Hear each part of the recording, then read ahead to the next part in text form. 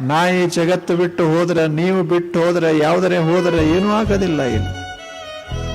ಏನು ಬದಲಾವಣೆ ಆಗೋದಿಲ್ಲ. ಆದರೆ ನಮಗ ಒಂದು ತರ, ನಾನು ಇಲ್ಲದೆ ಇದ್ರೆ ಈ ಜಗತ್ತು ಹಿಂಗಿರೋದಿಲ್ಲ ಅಂತ ಪ್ರತಿಯೊಬ್ಬರಿಗೆ ಹಂಗ ಅನಿಸ್ತದೆ.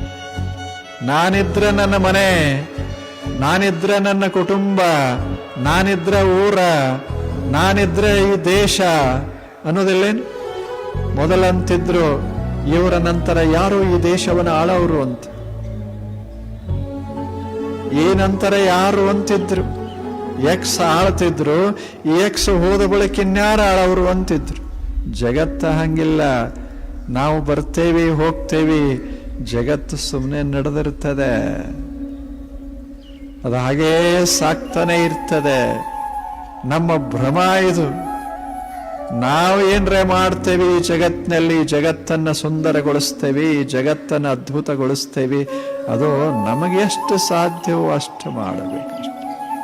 ಈಗ ರಂಗವಲ್ಲಿ ಹಾಕ್ಯಾರ, ಇಡೀ ಜಗತ್ತಿಗೆ ರಂಗವಲ್ಲಿ ಹಾಕ್ಲಿಕ್ಕೆ ಆಗ್ತದೇನು ಹೇಳಿ? ನಿಮ್ಮ ಮನೆ ಮುಂದೆ ಹಾಕಬಹುದು, ನಿಮ್ಮ ಮನೆಯೊಳಗೆ ಹಾಕಬಹುದು, ಸ್ವಲ್ಪ ಸುತ್ತಮುತ್ತ ಹಾಕಬಹುದು. ಇಡೀ ಜಗತ್ತಿಗೆಲ್ಲ ರಂಗವಲ್ಲಿ ಹಾಕ್ಲಿಕ್ಕೆ ಆಗ್ತದೆ? ಎಲ್ಲಿ ಹಾಕ್ಯಾರ ನೋಡೋದು, ಸಂತೋಷ ಪಡೋದಷ್ಟೇ.